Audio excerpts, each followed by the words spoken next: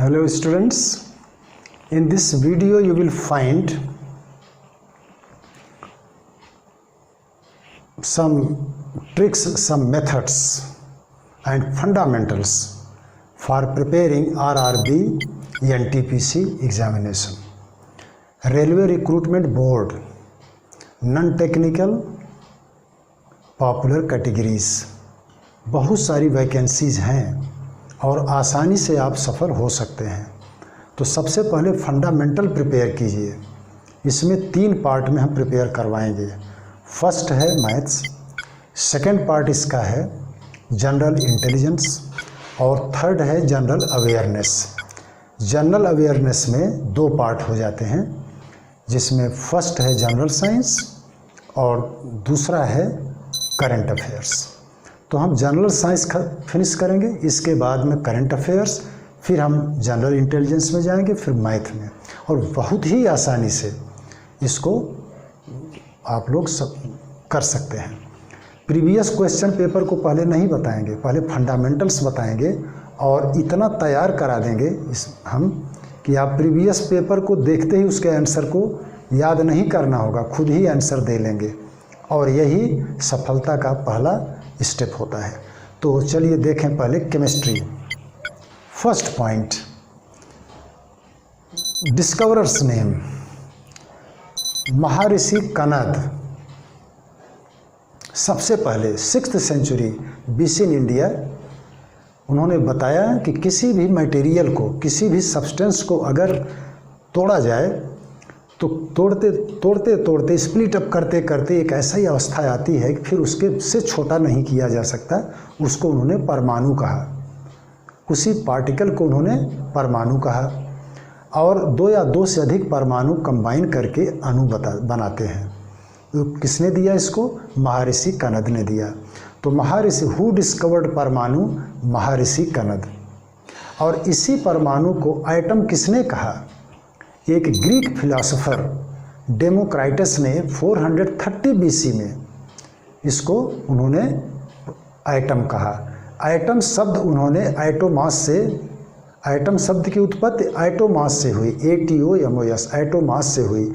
एटोमास का मतलब है, ग्रीक शब्द है, इसका मतलब ही होता है अनकट, जिसको काटा ना जा सके, छोटे पार्टिकल में तोड़ा ना जा सके, वही ग्रीक शब्द एटोमास का मतलब होता है। उसी से एटम निकाला था डेमोक्राइटस ने।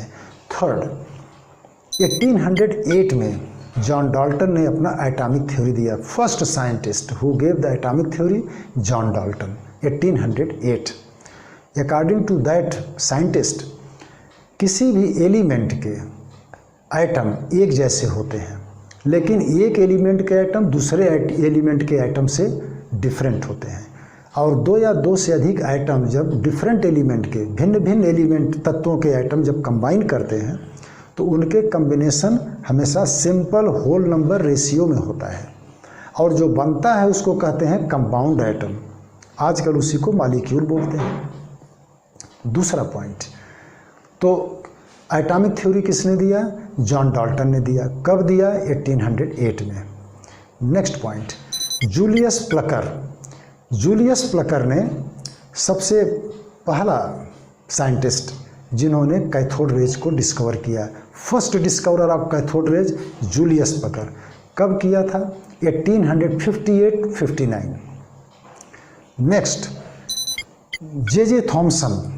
जे थॉमसन डिस्कवर्ड इलेक्ट्रॉन, और उन्होंने इलेक्ट्रॉन की खोज की, और उन्होंने इलेक्ट्रॉन पर जो चार्ज होता है, इलेक्ट्रिक चार्ज, उसको भी चार्ज बाई मास, उसका जो रेशियो होता है चार्ज टू मास, उसको उन्होंने कैलकुलेट किया, उसको डिटरमाइन किया, उसको बोलते हैं स्पेसिफिक चार्ज। तो इलेक्ट्रॉन के स्पेसिफिक चार्ज को कौन डिटरमाइन किया? Sir J Thomson. कब किया? 1897। और उन्होंने कौन सा फंडामेंटल पार्टिकल डिस्कवर किया? इलेक्ट्रॉन। नेक्स्ट पॉइंट, 1909 में रॉबर्ट मिलिकन ने 1909 में इलेक्ट्रॉन पर पाए जाने वाले इलेक्ट्रिक चार्ज को डिटरमाइन किया।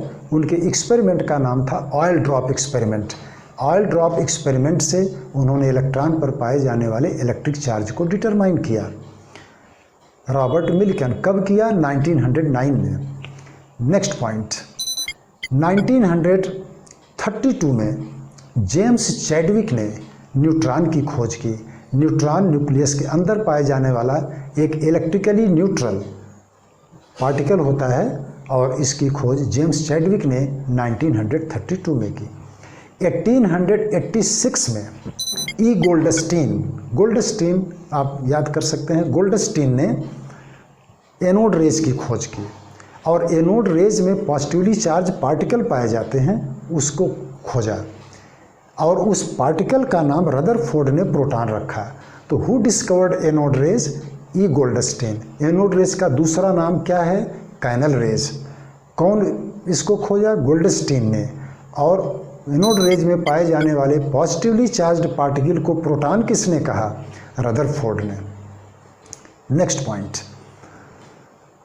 विलियम क्रूक्स एक साइंटिस्ट, उन्होंने ये बताया कि ऑर्डिनरी कंडीशन में gases are poor conductor of electricity. Gas जो है ये विद्युत का संचालन नहीं करती। Gases do not conduct electricity, poor conductor of electricity ordinary condition में। लेकिन अगर प्रेशर बहुत लो हो, लगभग 0.01 मिलीमीटर ऑफ मर्क्यूरी हो और इलेक्ट्रोड के बीच, डिस्चार्ज ट्यूब के अंदर इलेक्ट्रोड के बीच पोटेंशियल डिफरेंस बहुत हाई हो, 10,000 वोल्ट का पोटेंशियल डिफरेंस हो इलेक्ट्रिक डिस्चार्ज ट्यूब में, तो गैस भी कंडक्शन करती हैं। Gas become conductor of electricity. Next दूसरा बहुत इंपॉर्टेंट पॉइंट, 1913 में 1913 H.G.J. मोसले लर्न करके रखिए। मोसले ने एटॉमिक नंबर, परमाणु संख्या को खोजा कि न्यूक्लियस के अंदर पाए जाने वाले प्रोटॉन को क्या बोलते हैं? एटॉमिक नंबर या परमाणु संख्या। इसकी खोज किसने की? मोसले ने की। कब की? 1913 में की। नेक्स्ट, उसी 1913 में नील बोर एक साइंटिस्ट, उन्होंने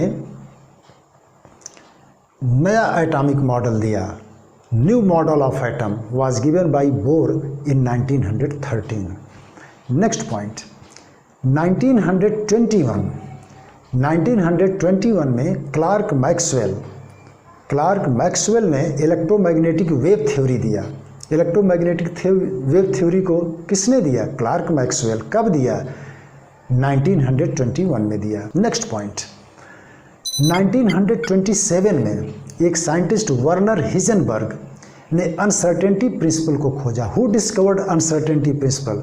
वर्नर हिजनबर्ग। ये क्या चीज़ है? ये ऐसा चीज़ है कि किसी भी इलेक्ट्रॉन के वेग यानी वेलोसिटी, पोजीशन या मोमेंटम, संवेग को एक साथ सही नहीं निकाला जा सकता।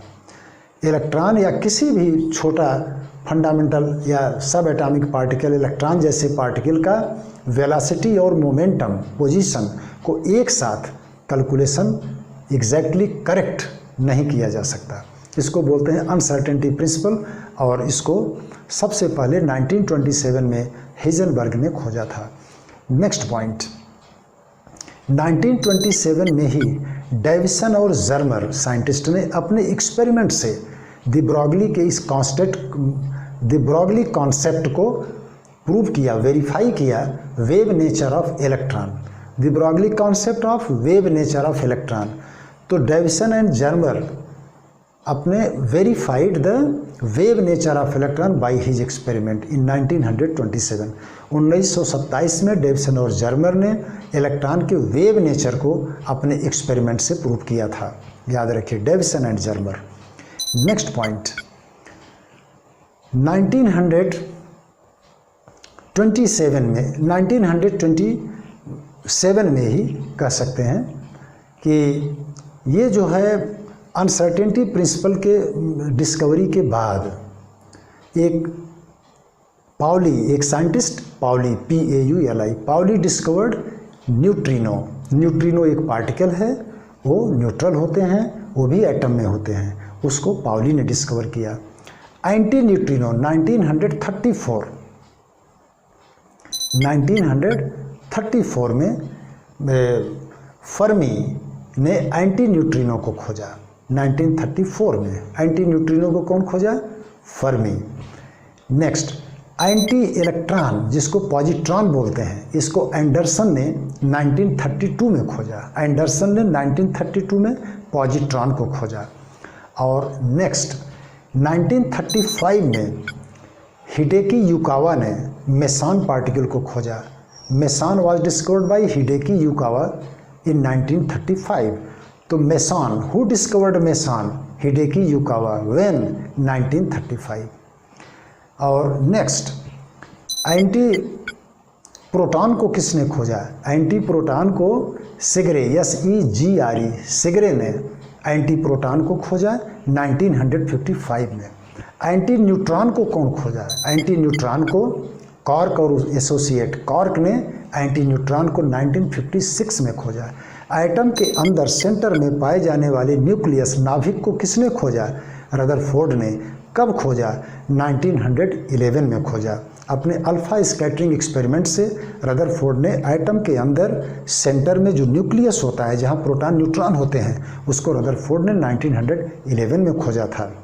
उनके एक्सपेरिमेंट का नाम था alpha scattering experiment.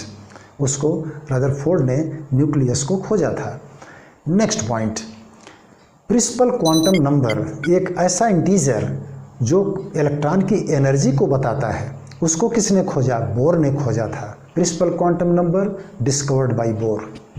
Next azimuthal quantum number और angular momentum quantum number. Azimuthal quantum number जो किसी ऑर्बिटल के शेप को बताता है, जहां इलेक्ट्रॉन के पाए जाने की ज़्यादा प्रायिकता है, उसको किसने खोजा था? सोमरफेल्ड। सोमरफेल्ड ने एजीमुथल क्वांटम नंबर को डिस्कवर किया था। और इसके बाद मैग्नेटिक क्वांटम नंबर, ऑर्बिटल में जहां इलेक्ट्रॉन रहते हैं उनके ओरिएंटेशन के बारे में स्पिन क्वांटम नंबर बताता है। और इस स्पिन क्वांटम नंबर को किसने खोजा था? ये ओरिएंटेशन को जो बताता है मैग्नेटिक क्वांटम नंबर, स्पिन नहीं, सॉरी, मैग्नेटिक क्वांटम नंबर जो ऑर्बिटल के ओरिएंटेशन को बताता है, उसको LANDE, लैंड ने खोजा था। और spin of electron in the orbital was discovered by that one Uhlenbeck and Goudsmit. Uhlenbeck and Goudsmit ने वो खोजा था, जिसको स्पिन क्वांटम नंबर बोलते हैं, स्पिन ऑफ इलेक्ट्रॉन को बताता है। इस तरह से ये कुछ डिस्कवरर्स का हमने नाम बताया, इसको रिमेंबर कीजिए। और 100% आपको एटम से रिलेटेड जितने डिस्कवरर्स जो इम्पॉर्टेंट हैं मैंने बताया, जो कि NTPC के लिए बहुत ही आवश्यक है, पहले इसको रिमेंबर कीजिए। दूसरे वीडियो में फिर हम आपको बताएंगे इसी तरह इम्पॉर्टेंट बेसिक चीज़ सिस्टमेटिक तैयार कीजिए, 100% सफलता हाथ आएगी। Thank you.